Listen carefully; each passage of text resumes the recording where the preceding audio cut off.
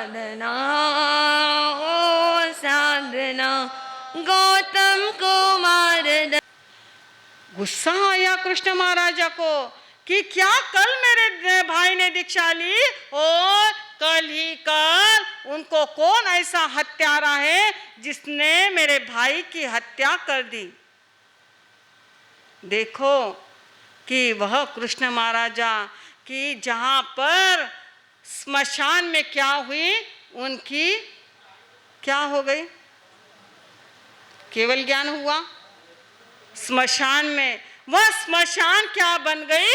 देखो स्मशान से जो स्मशान था, जो स्मशान मृत्यु भूमि थी, वह क्या बन गई, सिद्ध भूमि बन गई। वहां से जो स्मशान जो क्या होता है, अच्छी जगह नहीं होती है, वहां पर क्या हो गया, सिद्ध भूमि बन गई। कितनी अच्छी, स्मशान में भी तीर्थंकरों का क्या हो गया, मोक्ष में चले गए। वह जगह भी क्या हो गई, पवित्र हो गई। स्मशान भूमि को सिद्ध भूमि बना दिया भगवान वह श्री कृष्ण महाराजा। कौन ऐसा हत्यारा है जिसने मेरे भाई को मारा है, उसे उस हत्यारा का नाम बताओ। क्या भगवान ने बताया, बता सकते हैं। कृष्ण महाराजा ने कहा प्रभु मैं कैसे पहचानूंगा।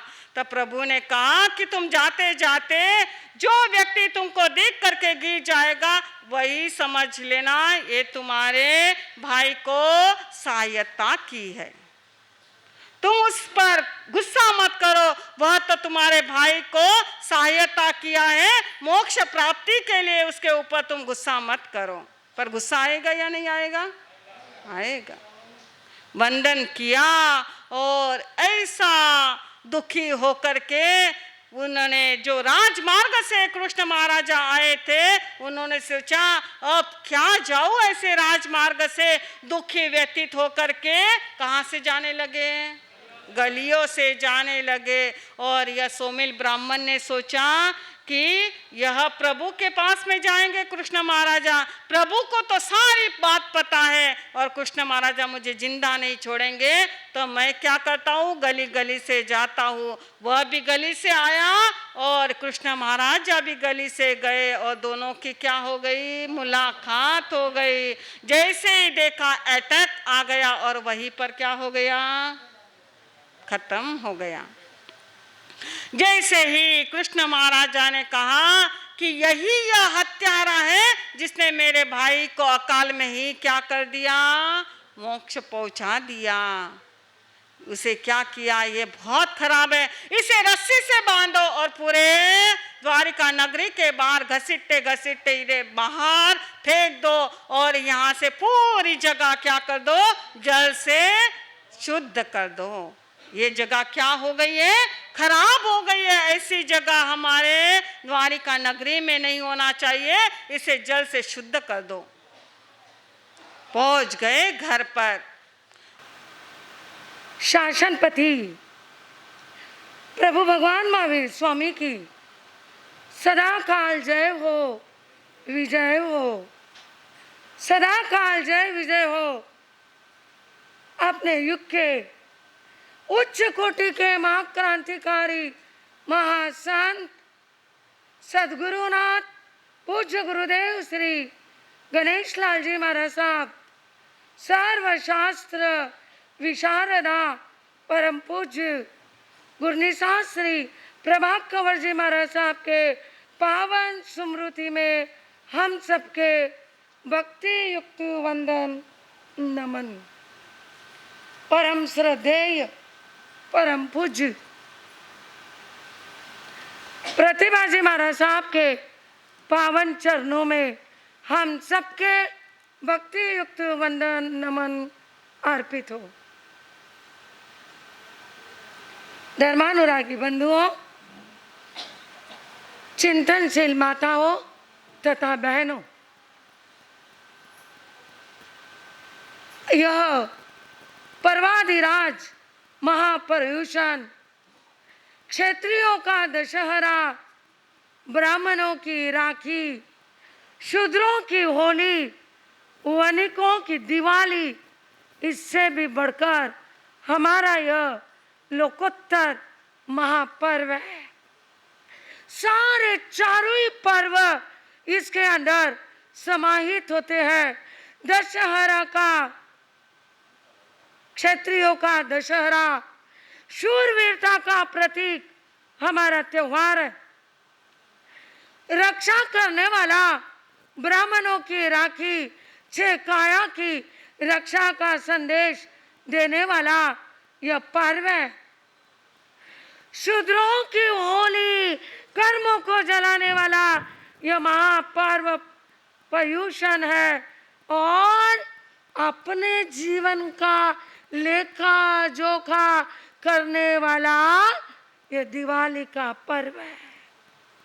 ऐसा महापर्व, पर्वाधिराज पर्युषण पर्व देखते देखते देखते आज का आ गया, 6ठा दिन आ गया। अभी अभी आप और मैं, हम सब सुन रहे थे, उदिता जी कह रहे थे, श्री कृष्ण की द्वारिका नगरी, सावधान हो जाओ। अरे वो द्वारिका नगरी, जिस द्वारिका नगरी को कुबेर देवता ने बनाया था, जो द्वारिका नगरी धरती के ऊपर स्वर्ग थी, वह द्वारिका नगरी दीपायन ऋषि के क्रोध के कारण देखते देखते 56 करोड़ यादव, कितने यादव थे? आज 4 भाई रहो तो बोलो महाराज साहब माँ को घरों बड़ो परिवार। क्या तुम्हारा परिवार है? कृष्ण जी का परिवार था। 56 करोड़ यादव और 45 करोड़ हाथी और घोड़े थे। एक कार नहीं ले, महाराज साहब मंगलिक सुनाओ, मंगलिक में नई कार लेके आ गए। कृष्ण जी को कितनी कार? 56 करोड़ और 45 करोड़ हाथी और घोड़े थे। इतना बड़ा वैभव, इतनी बड़ी वह द्वारिका नगरी कुबेर देवता ने बनाई। स्वर्ग धरती पर था, ऐसी द्वारिका नगरी थी। और ऐसी द्वारिका नगरी को क्या कहा प्रभु ने? कृष्णा, तेरी द्वारिका नगरी का विनाश होगा। विनाश, नष्ट किसके द्वारा? शराब, व्यसन। ध्यान रखना, हमारे जीवन के अंदर 4 बातें बड़ी जोर से आ गई, फैशन और व्यसन और प्रदर्शन। व्यसन, भगवान अरारिष्ट निमिनाथ भगवान ने कहा द्वारिका नगरी का विनाश एक व्यसन, शराब के कारण होगा और उद्दंड। आवाज आ रहा है ना? आवाज कम आ रहा है बोल रहे। और सामने की बहनों को कम आ रहा है तो लारे की बहनों, मेरा आवाज आ रहा है?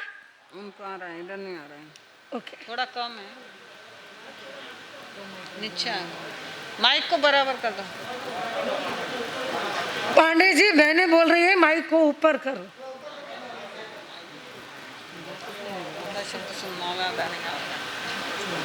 हाँ सुनो बहनों, अब तो आवाज बस। हाँ, तो मैं आपको बता रही हूँ, वह द्वारिका नगरी, अरे कृष्ण जी के जब पुनवानी का उदय आया, तब कुबेर देवता ने एक रात में द्वारिका नगरी का निर्माण कर दिया। और देखो बहनों, पाप कर्म का उदय आया ना, तो क्या हुआ? आइमिल नगरी में 1 दिन आइमिल नहीं हुआ, 2 दिन नहीं हुआ, 3 दिन नहीं हुआ। देवता ने कहा सावधान। ईमानदारी थी देवता के पास। गांव की बहन बेटियों को उनके ससुराल पहुंचा दिया और जो बड़े पियर गई थी उनको द्वारिका में ले आए और कहा जिनको दीक्षा लेना है वह निकल जाओ, संयम ले लो। अब द्वारिका नगरी का क्या होने वाला है? अरे सोना की द्वारिका का विनाश हुआ तो तुम्हारे पास में क्या है? क्या अब तुम्हारा विनाश होगा? आदमी का जिस्म क्या है जिस पे नादा है पीरा? आदमी का जिस्म क्या है जिस पे नादा है फिरा? एक मक्खिया की इमारत और एक मिट्टी का खिलौना। खून का गारा है इसमें और ईंट है हड्डियां। चंद सांसों पर खड़ा यह ख्याली आसमां, मौत की पुरजोर आंधी जब इससे टकराएगी देख लेना एक पल में इमारत गिर के पड़ जाएगी। एक पल में प्रलय हो जाएगा। कृष्ण जी की द्वारिका नगरी और वह दीपायन ऋषि ऊपर से अंगार बरसा रहा है। दो दो दो जल रही है, हाथी जल रहे, घोड़े जल रहे, बड़ी बड़ी इमारतें जल रही है। कृष्णा और बलदेव खड़े खड़े देख रहे हैं। बलदेव कहता है भैया आप क्या करेंगे, क्या करोगे? समय अनमोल है, समय बलवान। जरा आप भी बोलो, समय अनमोल है, समय बलवान। बनाता है मिटाता है, खूब नचाता है। बनाता है, मिटाता है, खूब नचाता है। आगे सुनो, अच्छे अच्छों को ये सबक सिखाता है। ओ समय बोलो जरा, बोलो बहनों बोलो, समय बलवान है, समय अनमोल है, समय बलवान है। बनाता है मिटाता है, खूब नचाता है। बनाता है, मिटाता है, खूब नचाता है। अच्छे अच्छों को ये सबक सिखाता है। समय अनमोल है, समय बलवान है। देखो कृष्ण जी का समय कैसा आ गया। देख रहे पर कर कुछ नहीं रहे। अपने भुजाओं से युद्ध लड़ने वाले और भुजाओं के बुत्ते पर वह सागर तैरकर जाने वाले, समुद्र को तैरने वाले श्री कृष्ण जी को समय की मार पड़ी, समय का थप्पड़ लगी और देख रहे खड़े खड़े। बड़े बड़े महापुरुषों को किया इसने बेभान। समय वह बलदेव कहते भैया अपने माता पिता को तो बचा लो। अपनी माँ देवकी और पिता को धर्म रथ में बैठाया और रथ घोड़े पर सवार होकर जाने लग गए।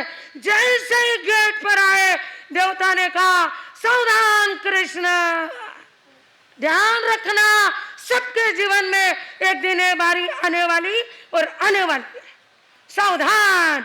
अरे शादी में सावधान हुए, बड़े खुश हो गए और जब समय सावधान करेगा तब चौधारे आंसू आंखों से निकलेंगे। ध्यान रखना वो आंसू निकलने के पहले तुम सावधान हो जाओ। वह देवता कहता है सावधान कृष्ण, तुम्हारे पिता को तुम बचा नहीं पाओगे। उन्होंने कहा क्या करेगा तू? उसने क्या किया, बहुत बड़ा अग्नि का वो गोला डाला तो वह बहने आज नहीं, चुपचाप बैठो। दोनों रथ के घोड़े जल करके खत्म हो गए। आगे अब क्या करना? तब बलदेव कहता है भैया एक तरफ तू पकड़, एक तरफ मैं पकड़ता हूँ। जगह नहीं है। ये हमारी संस्कृति है। व्यक्ति बढ़ा, थोड़े थोड़े आगे सरक जाओ, यहाँ पे इधर जगह है, थोड़े थोड़े सरको। भैया अपनी जगह नहीं है। नीचे बिल्कुल बोलो, बता रही हूँ। अपने हाथ में की एक मुद्रिका निकाली और कहा जरा कुमार ये मुद्रिका लो और कुंती बुआ को देना, और कुंती बुआ को कहना तुम्हारा पियर का वंश खत्म हो गया। ये लास्ट सीख, ये लास्ट निशान मेरे बुआ को, कुंती बुआ को देना। और जरा कुमार तुम दौड़ जाओ वरना बलदेव आएगा और तुम्हें मार डालेगा। वह जरा कुमार को अपने हाथ में से मुद्रिका निकाल करके श्री कृष्ण ने दी। किसके लिए? बुआ के लिए। बुआ जाती हुई तो अच्छी लगती है, पर आती हुई हंस रहे हो ना आप लोग? अच्छी लगती है। ठीक है भाई, तुम्हारा तुमको मालूम, मैं क्यों बोलूं? हमको तो सभी आते हुए बहुत अच्छे लगते हैं। वह क्या हुआ, वह जरा कुमार को बिट्टी दी श्री कृष्ण ने, और जरा कुमार वह बिट्टी लेकर के जा रहा था। इतने में श्री कृष्ण ने सोचा यह कल का छोकरा मेरे को मारे और मैं मरूं। निकाला वह बाण था आज भी है और कल भी रहेगा। मां सती जी की प्रेरणा से आज हमने देखा सुबह 7:30 बजे से ही सिद्धि तप के 6 उपवास के पहाड़ने चल रहे हैं। और आज जो महिला मंडल यहाँ पर का सेक्शन पूरा भरा हुआ है वो है पद्मावती एकासन का नज़ारा। आखिर में तपस्या की प्रेरणा जितनी माँ सती ने दी है उससे भी ज़्यादा यहाँ पर तप हो रहे हैं। मैं सभी तपस्यार्थियों का सबसे पहले मेवाड़ संघ मुंबई एवं उनकी सभी शाखाओं की तरफ से हार्दिक अनुमोदन करता हूँ। प्रभु को नमन, सभी आचार्य भगवंतों को नमन, उदम्बे सौभाग्य मदन कोमल रमेश पूर्णि प्रेम राज विजया को नमन, और अत विराजित गुरु गणेश, गुरु मिस्त्री एवं गुरनी प्रतिभा जी की सुशिष्या प्रफुल्ला जी आदि ठाणा 8 जो हमें प्रतिदिन जिनवाणी सुना रहे हैं, और जिनवाणी नहीं हमारे जीवन को भी बदल रहे हैं। हर प्रवचन में उनका एक संदेश जरूर रहता है जिसमें हमारा जीवन बदल सकता है, पर उसको बदलने के लिए हमें अपने को स्वयं मेहनत करनी पड़ेगी। लोग कहते हैं कि स्वर्ग में तो सब जाना चाहते हैं पर मरना कोई नहीं चाहता, पर यहाँ पर अगर अपने को स्वर्ग में जाना है या अपने को जीवन को बदलना है तो हमें खुद मेहनत करनी पड़ेगी। पूर्णि मैया प्रेरणा दे रही है, उसे अपने जीवन में जरूर उतारें। आज यहाँ पर विरार उपसंघ की सेवा है, शायद पूरा संघ अनुपस्थित है। कोई आया हो तो हाथ खड़ा करे। शायद कोई नहीं आया। कल ही उनकी सूचना मिल गई कि आज हम एक भाई कमलकांत जी आए। चलो उन्होंने अपना 2-3 जन आए हैं, हाथ खड़े हो गए। चलिए आप में गुरुदेव के जो आपको एक निर्देश था कि आपको 6 तारीख को विराट संघ को पधारना, आप पधारे, उसके लिए मेवाड़ संघ मुंबई आपका बहुत बहुत धन्यवाद करता है, स्वागत करता है, अभिनंदन करता है। इसी कड़ी में आज हमारे मेवाड़ इस प्रांगण में आध्यात्मिक जहाँ पर जिनवाणी की बरसात है उस प्रांगण में पधारे हुए संघ के सभी पदाधिकारी, महिला मंडल के सभी पदाधिकारी, नवयुग मंडल के पदाधिकारी, कन्या मंडल के पदाधिकारी एवं सभी संस्थाओं के पदाधिकारी एवं बाहर से पधारे हुए सभी मेहमानों का मैं तहे दिल से मेवाड़ संघ मुंबई की तरफ से हार्दिक स्वागत और अभिनंदन करता हूं कि आपके आने से ही इस मेवाड़ भवन में यह बहा देती है। मैं कमलकांत जी को आगे बुलाना चाहता हूं कि वो विवाह संघ की तरफ से अपने कुछ भावना रख सकें। और आज सिद्धि तप के लिए जो गुरनी मैया ने अभी बताया था उसके बारे में भी कुछ अपन बात करेंगे, कुछ सूचनाएं देंगे। उसके साथ ही आज यहाँ पर माँ पार्श्व पद्मावती एकासन चल रहा है, बहनें यहाँ पर आज एकासन करने पधारी है। उनकी भी हम मेवाड़ मुंबई संघ की तरफ से और सभी संस्थाओं सभी मंडलों की तरफ से उनके भी अनुमोदना करते हैं कि आप इसी तरह से तपस्या में आगे बढ़े, आपकी तपस्या यहाँ पर रोज निर्विरोध आगे बढ़ती रहे। अभी जाना है आपको। कमलकांत जी। अनुमोदन बारंबार। गुरुदेव की आज्ञा से चौथ भगत उपास का पचखान आश्रम पानम खैमम चैमम आनत्र भगेनम सहस्त्रागारेणम मात्रागारेणम संवत्सवत्यागारेणम चौथ भगत उपास का पचखान ओसरे ओसरे। तपस्या करने वालों को आमिल आइंबिल की बातों से उत्थान देते हैं, गुरु चरणों में ही अब जीवन सजाना है, गुरु चरणों में ही अब जीवन सजाना है, शुद्ध साधना करके सिद्धि को पाना है। और बाकी फूलों को नगर में बेच के अपनी जीविका चलाते। चलो ठीक है प्राणनाथ चलो। ऐसा कहकर अर्जुन माली व बंधुमती अपने मुद्गल पाणी यक्ष की पूजा व आराधना करने लगते, जो अर्जुन माली उनकी बचपन से वो आराधना कर रहा है। तभी वहां पर 6 गोष्ठी ललित गोष्ठी नामक एक मित्र मंडली आती है और वो देखिए क्या वार्तालाप करती है। चलो चलो दोस्तों, अपन सब उधर उस साइड में चलते हैं। मित्रों, अब हम स्वच्छंद होके घूम सकते हैं। हमने राजा को इतना प्रसन्न कर लिया है कि अब वह हमें सजा नहीं देंगे। अरे राजा हमें दंड नहीं दे सकते, हम किसी के साथ कुछ भी कर सकते हैं, किसी के साथ क्रीड़ा भी कर सकते हैं। अरे वो देखो कितनी सुंदर नारी है, चलो उसके साथ कुछ क्रीड़ा करते हैं। अरे देखो कैसा हष्ट पुष्ट है। अरे ये 6 जने हैं, अपन इसको बांध नहीं सकते, अपन ऐसा नहीं कर सकते। अरे हष्ट पुष्ट तो क्या हुआ, हम भी तो कुछ कम नहीं है, हम भी तो 6 जन हैं। हम सब मिलकर इसको पकड़ लेंगे और रस्सी से बांध देंगे। चलो इसको बांधते हैं। अरे अरे आप लोग कौन हो? कौन हो आप लोग? अरे प्रिय प्रिय, आप लोग ये क्या कर रहे हो? ये दुष्ट लोग कौन है? मुझे बचाओ प्राणनाथ बचाओ इन दुष्टों से मुझे। अरे आप लोग कौन हो और ये क्या कर रहे हो? एक बार मुझे खोल दो, मुझे एक बार खोल दो, फिर मैं बताता हूँ कि मैं क्या कर सकता हूँ। हा हा हा हा हा हा हा। ऐसे ललित गोष्ठी मित्र मंडली बंधुमती को बंदी बना लेते हैं और अर्जुन माली को रस्सी से बांध लेते हैं और अर्जुन माली के सामने उसके साथ भोग भोगने लगते हैं। अर्जुन माली बहुत क्रोध भाग यहाँ से, मेरी बीवी को मारा, मेरी पत्नी को मारा तेने। ऐसा कहकर राजगृही के जो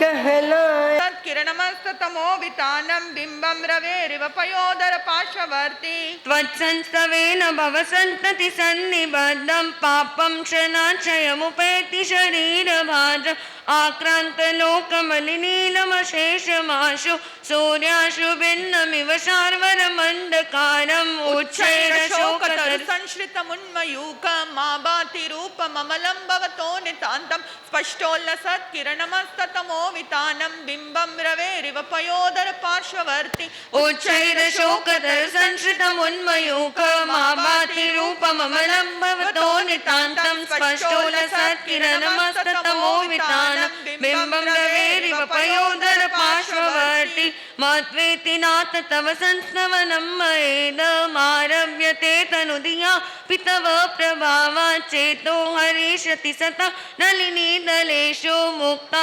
फलद्युतिमुपैति ननोद् बिन्दु उच्चैर शोक संश्रितमुन्मयूक मा भाति रूपममलं भवतो नितान्तं स्पष्टोल्लसत्किरणमस्ततमो वितानं बिम्बं रवेरिव पयोदर पार्श्ववर्ति उच्चैरशोकतरु संश्रितमुन्मयूक मा भाति रूपममलं भवतो नितान्तं स्पष्टोल्लसत्किरणमस्ततमो वितानं बिम्बं रवेरिव पयोदर पार्श्ववर्ति आस्तं तव स्तवनमस्त समस्त दोषं त्वत्तिरूपममलं भवतो नितान्तं स्पष्टोल्लसत्किरणमस्ततमो वितानं बिम्बं रवेरिव पयोदर पार्श्ववर्ति उच्चैरशोकतरु संश्रितमुन्मयूक मा भाति रूपममलं भवतो नितान्तं स्पष्टोल्लसत्किरणमस्ततमो वितानं बिम्बं रवेरिव पयोदर पार्श्ववर्ति लसत्किरणमस्ततमो वितानं बिम्बं